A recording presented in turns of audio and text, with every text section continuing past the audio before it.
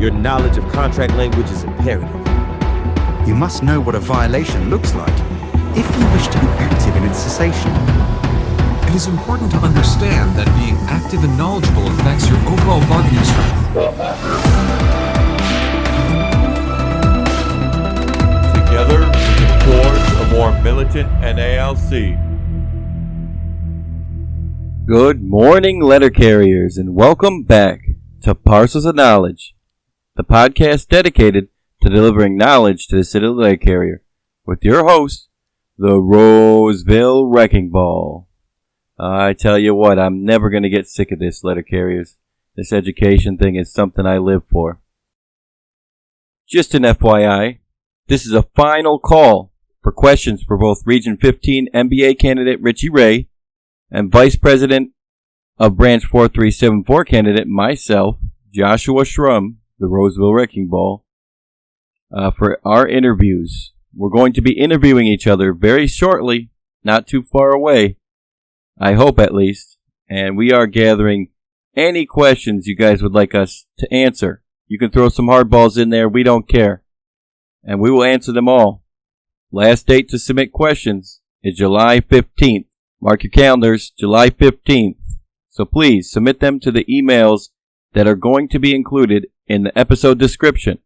Or you can go to the Hot House with Richie Ray, send those there on Facebook, or Parcels of Knowledge Facebook. I've gotten a question a lot about July's COLA and when it will apply. I believe currently they're working on calculating it. I think this is something that goes on nationally, not just with the letter carriers, but we should receive July's COLA on September 6th.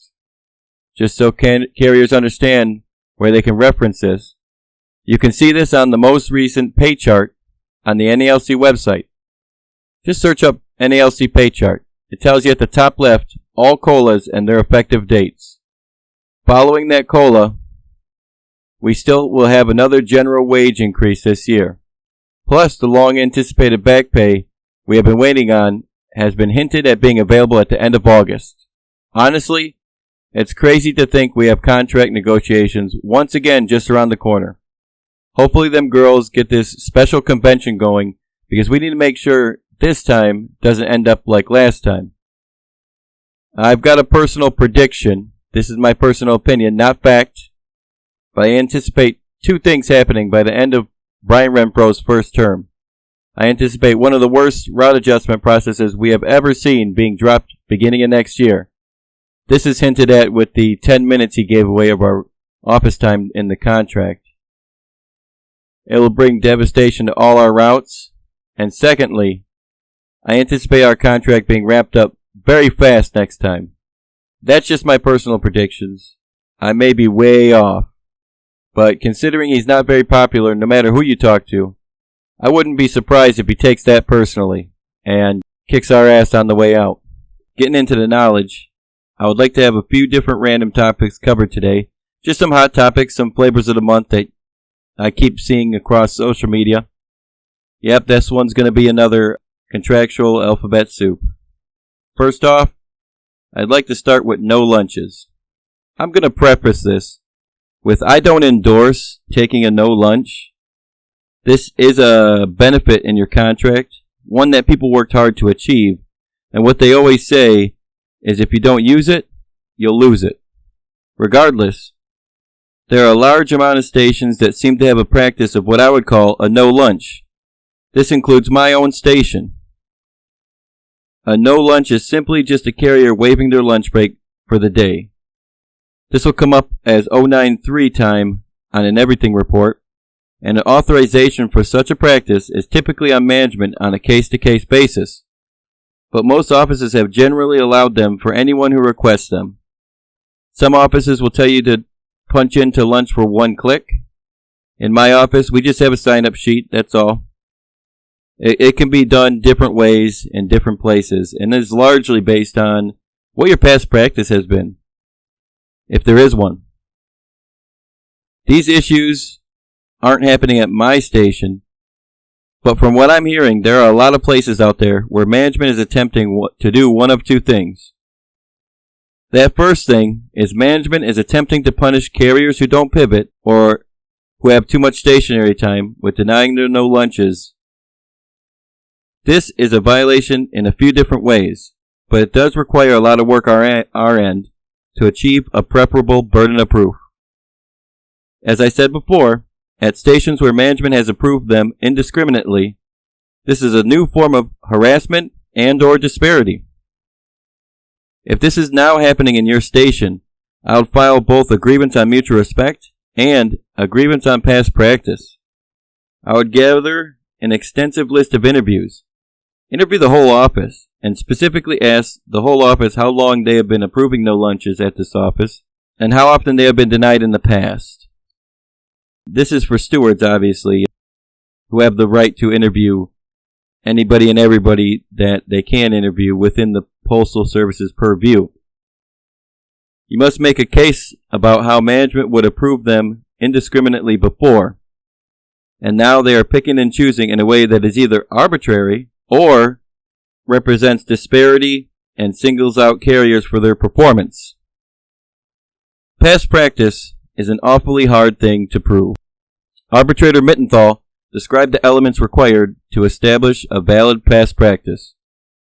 First, there should be clarity and consistency. A course of conduct which is vague and ambiguous, or which has been contradicted as often as it has been followed, can hardly qualify as a practice. Where those in the plant invariably respond the same way to a particular set of conditions, their conduct may very well ripen into a practice. Second, there should be longevity and repetition. A period of time has to elapse during which a consistent pattern of behavior emerges. Hence, one or two isolated incidences of certain conduct do not ordinarily establish a practice. Just how frequently and over how long a period something must be done before it can be characterized as a practice is a matter of good judgment, for which no formula can be devised. That one is very divisive when it comes to people's opinions. Third, there should be acceptability. The employees and supervisors alike must have knowledge of the particular conduct and must regard it as the correct and customary means of handling a situation. Such acceptability may be frequently implied from long in a known course of conduct. Where this acquiescence does not exist, that is, where employees consistently protest a particular course of action through complaints and grievances, it is doubtful that any practice will be created. This acceptability, just to let you know, can be proved with a number of things, maybe settlements or my personal favorite, including them in the LMOU. One must consider, too, the underlying circumstance which gives a practice its true dimensions.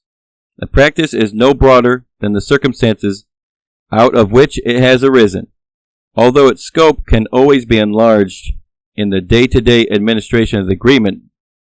No meaningful description of a practice can be made without mention of these circumstances. For instance, a work assignment practice which develops on the afternoon and midnight shifts and which is responsive to the particular needs for night work cannot be automatically extended to the day shift. The point is that every practice must be carefully related to its origin and purpose.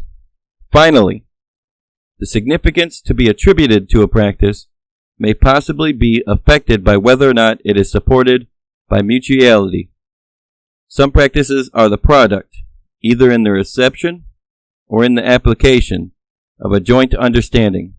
Others develop from choices made by the employer in the exercise of its managerial discretion, without any intention of a future commitment.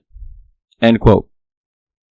Remember, stewards, that past practice can only be done on things that are silent in the contract. If it's not silent, it's not a past practice.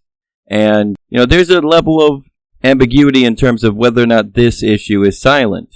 Management, of course, has the ability to approve or deny schedule changes. But obviously, there's some mutual respect issues going on here. So, Article 3 may be limited in this situation. So you got to make that case. That's all. Just make a good case. Some of these cases, if you don't make a good case, it won't win. So you got to really spend a lot of time showing that a past practice is there and that this is arbitrary or that they're singling out people. So stewards, get out there and go file this grievance if it's happening at your station. I would file in Article 5, past practice, and in Article 19, via the M39 Section 115.4 for mutual respect for the disparity being observed. Worst that can happen is that you lose it and nothing changes. So we owe it to the membership to do our best to help. The other issue about no lunches that I'm seeing is that management is getting people to sign 3189s with this practice. People, I don't think that's the right form. This is a largely debated topic. I think a lot of stewards might tell me I'm wrong. A lot of stewards might agree. If this is your past practice, I would do whatever you can to change it to a 3971 or my preferred way of doing it, a 1260. 3189s have implications that go beyond what's happening here, where overreaching or overzealous supervisors can apply additional meaning to it. I once had a postmaster literally try to get out of paying overtime equitability because she said the entire ODL was taking no lunches with a 3189, and this was a change in schedule, so they are not entitled to overtime.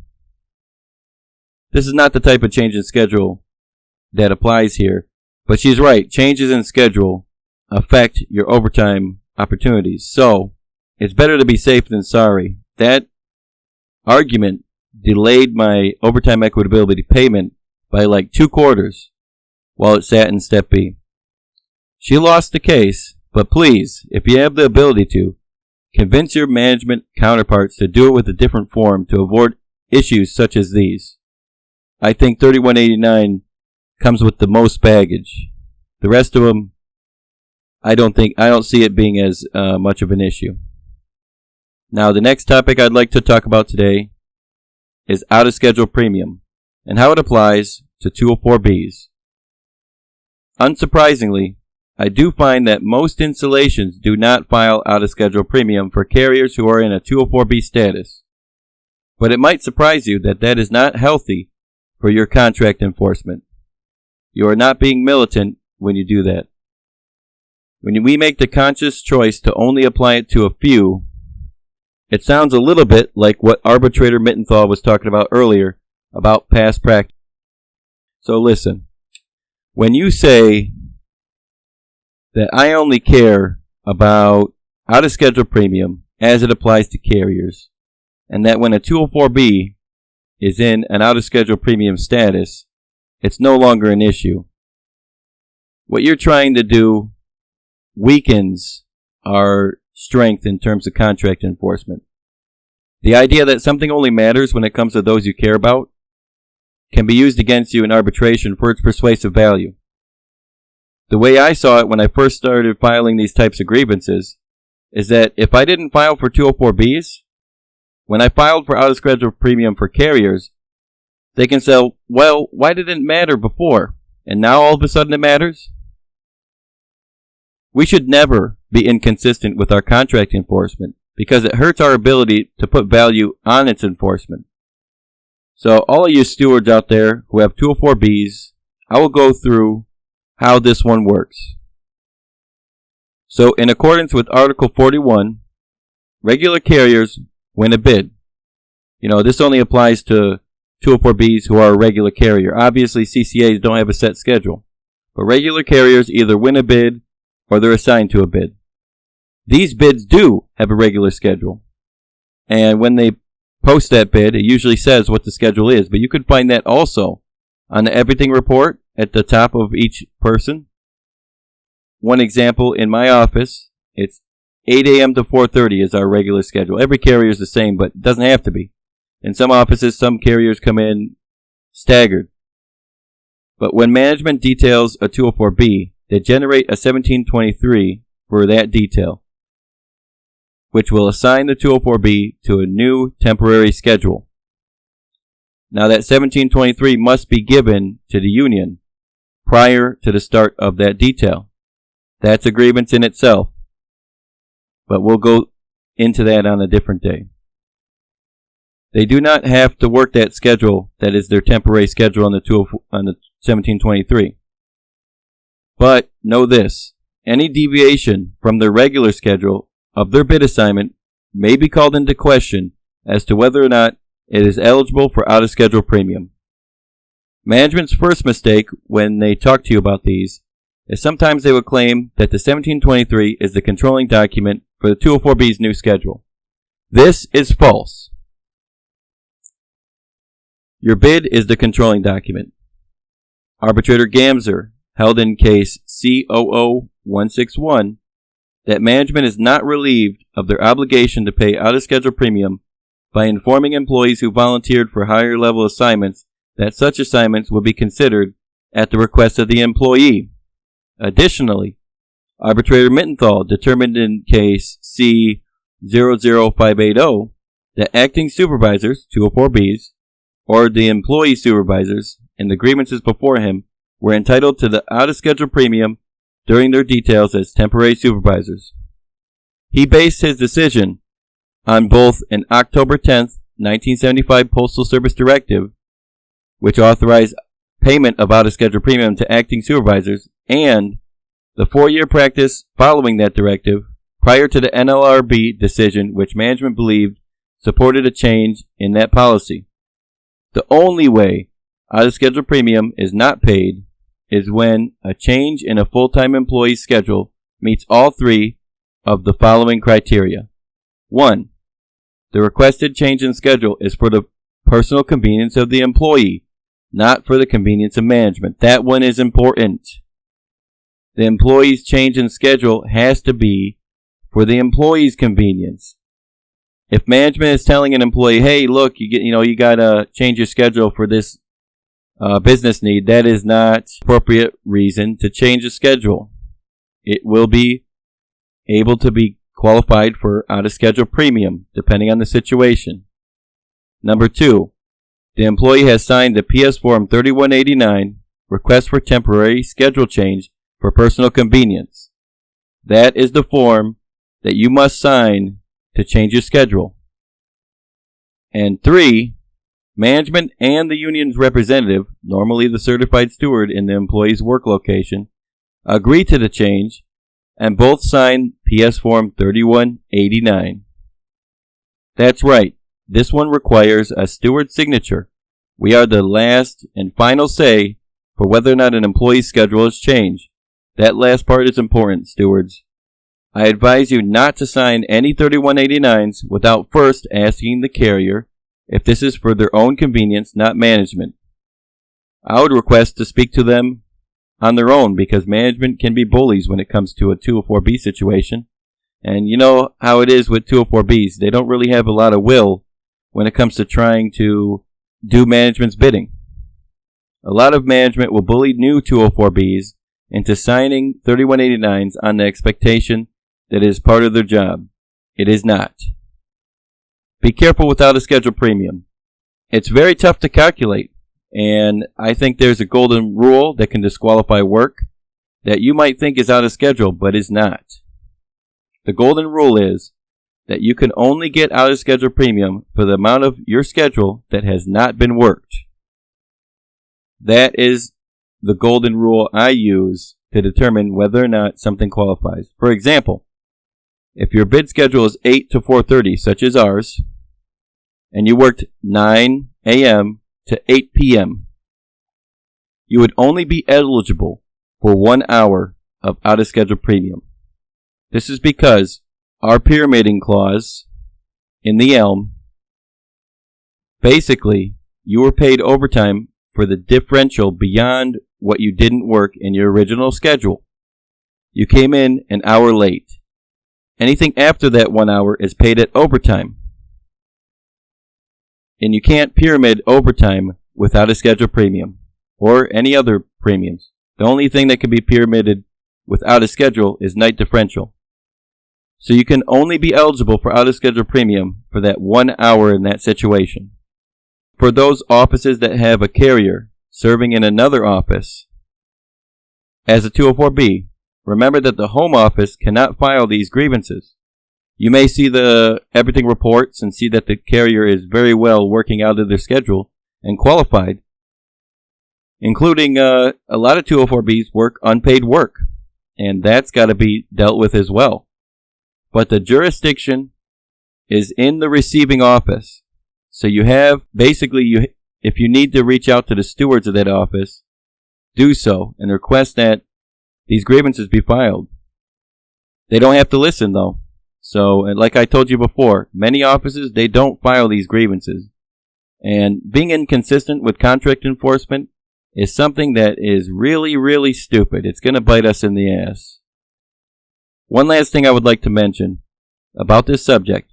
After filing many of these and getting confusing results, I can conclude that this may be beneficial for one other thing. When you file these, the postmasters will be upset.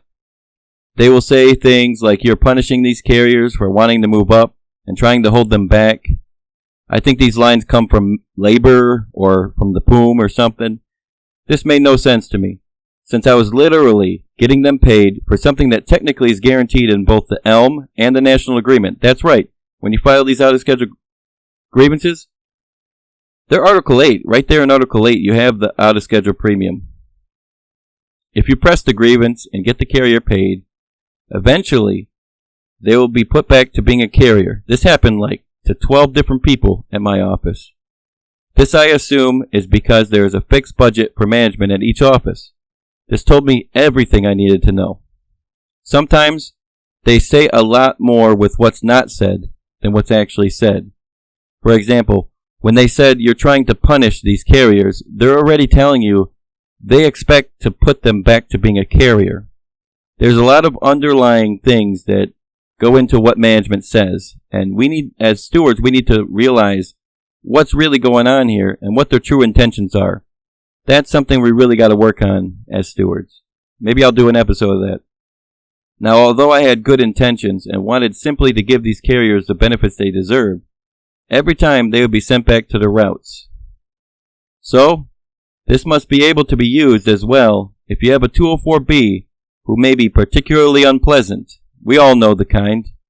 I wish this would work for supervisors, but at least for 204B, it seems like every time you file out a scheduled premium, they get sent back to the route. So the choice is yours to do with that information what you will.